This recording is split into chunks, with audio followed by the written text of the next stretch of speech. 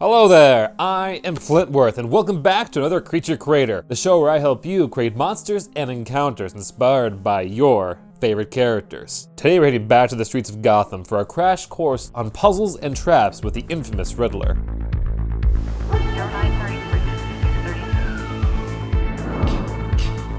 Make mommy proud, Jason. Be my victim.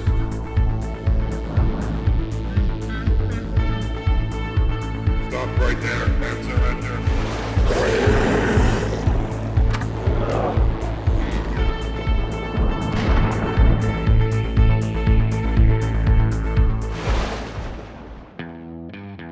Created in 1948 by Bill Finger and Dick Sprang, the Riddler is easily one of Batman's most calculating villains. Yet for many, he is still often seen as the most gimmicky or childish. At face value, I can't say I exactly blame people for this. After all, he does leave hints behind at the scenes of his crimes.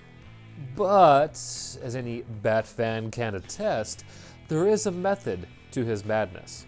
Physically, the Riddler is a pushover. At best, he may be able to get a lucky shot in, but for the most part, he is often down with a single punch. Seriously, the stat block I made for him looks like this. Look at that dinky thing. But where he lacks in brawn, the Riddler makes up with his intellect. He has created puzzles that have stumped the brightest of minds, produced death traps as twisted as any from Saw. Hell, the Riddler has even been able to deduce Batman's real identity on more than one occasion. In a way, the Riddler is what you get if a game master became a supervillain. Which is why I thought it'd be fun for us behind the screen to go design our own puzzles and traps to give our players a fresh challenge that they wouldn't be able to punch their way out of. First things first, with whatever you design, make sure to follow the Cardinal Rule of KISS. Keep it simple, stupid.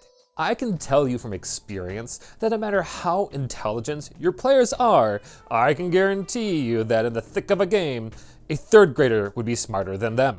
To be clear, I am not trying to claim players are dumb. Actually, the real issue is that they tend to overthink things. This is because by nature, games like D&D are ones filled with limitless possibilities.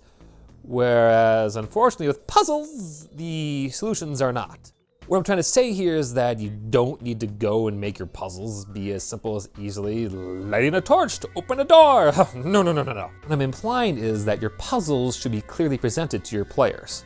Designing them to include too many steps or very specific solutions will be your enemy here. What you want instead are a set of parameters that will guide your players to the goal you want. But simply, we want less when A, then B, and more if A, then B. So for example, we don't want when you have the key, the door opens. We want instead, if you have the key, or you break it down or you burn it down, then it opens. Remember, the key thing here is to present your players more options to help really let their creativity shine. Once you have your guidelines in mind, the real fun can begin as we go in and really start to design and create our puzzles.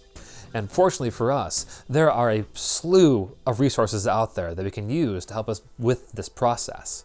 If your goal is to just create a death trap, Wizards of the Coast Xanathar's Guide to Everything has an entire section on traps that will be indispensable in your planning. It has details on designing traps as simple as a pitfall to ones as complex as a giant rolling ball. Now, if your desire is to create a dungeon filled with puzzles and challenges, I would recommend checking out DUNGEONEERING by Grinning Productions. This little zine is filled with tips and tricks that will help expedite your designing process. Better yet, the book has pages upon pages of dungeon types, layouts, and encounters to quickly stock your Riddler layers with, which will be very handy if you're not so concerned with game mechanics. And what I think is cool is that if your group ever wants to do a quick and dirty dungeon crawl, DUNGEONEERING also comes equipped with its own set of rules and characters that you can just pick up and play with on the spot, which I just think is neat game design. Now, if you're less of a planner and more of an improviser, you can always go with what I call the imagination trap and basically create a puzzle around your players' actions and suggestions on the spot. For this, you just need a simple medium-sized room with a very easily seen timer, like a giant hourglass in the center of the room. From there, it's just a matter of taking cues from your players to build up your challenge as you go along. For example, them checking for symbols could lead to you throwing a few up on the walls, or even adding a hidden keyhole if they request to look for one. Typically when I do this, I require my players' rolls to be better than a 15 for it to lead me to create something in the room. And even then, by the time I've added the third or fourth element, I make sure to create an obvious solution that goes and solves the puzzle I've created with them. The downside of the imagination trap is that you can't do it very often, especially if your players get wise that they can dumb down your traps. However, it's still a useful encounter if you ever want to build up your players' confidence and show them that there are no dumb ideas in your games. With our puzzles in place, we now have to deal with the tricky part of luring them into our traps. Some questions we need to consider are, do your players randomly stumble upon it? Was it purposely left for them? To help us find the answers to these questions and more, we're going to take a look back at the Riddler's past escapades for inspiration. When the character was first created, the Riddler's schemes often were centered around challenging the Batman to prove that he had the superior intellect, that of the world's greatest detective. This more cartoony take on the character led to his puzzles being more whimsical in nature, more playful, almost as if the Riddler was dumbing down his puzzles for the Batman.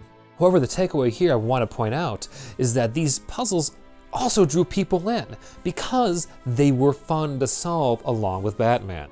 All the more reason why we, in turn, shouldn't be afraid to install our creations with the same level of levity. We are producing content for gamers after all, so give your players what they want. Go ahead and frame your challenges around your favorite childhood riddles. Who cares if the answers are silly, or worse yet, punny? It's all about the journey, not the destination, when your aim is to entertain. Now let's say your endgame is to intrigue your players with a tantalizing mystery. Well, here too we can look towards the Riddler for ideas. In more recent years, the villain has gotten the chance to show off his more strategic side, where his traps and riddles are more of a means to an end.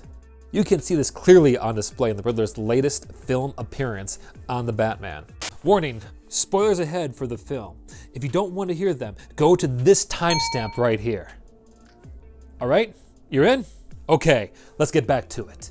In a wonderful display of misdirection, the Batman plays with audiences' expectations that the Riddler is operating under his usual MO, that the riddles he leaves at the scenes of his crimes are challenges to the authorities. But this Riddler wants retribution, not validation. His traps are created with a singular goal of bringing Gotham down low to experience the same hell he went through as a child, regardless of whether his targets are a corrupt politician or an innocent civilian. Furthermore, even his riddles take on a whole new twisted meaning when Batman learns that they are not taunts between enemies, but actually messages between allies, and that the entire time the Riddler has been acting under the assumption he was working with Batman. This twisted take on the character is a tour de force on how puzzles can build up intrigue in your games, which in turn will make it that much easier for your players to dive further into your world to discover more of its hidden mysteries. No matter how you theme your puzzles and traps though, make sure to take the time to sit back and enjoy what you've created. Getting to watch my players work out a problem is one of my favorite parts of being a DM. Not because I enjoy watching them suffer through it, but rather because I enjoy watching my friends come together, work creatively as a team to ultimately produce solutions that I didn't even imagine possible. And there is no one in the world who will ever be able to make me question the value in that. Hey guys, thanks for watching. I appreciate once again all of your time you spent with me today. I hope you got a few things out of my little puzzle tips and tricks. If not, well, please let me know what you would suggest, because I would love to make this place be one where we can share different ideas and strategies. Either way, if you enjoyed what you saw today, consider subscribing. If not, you are still beautiful people and I love you anyway.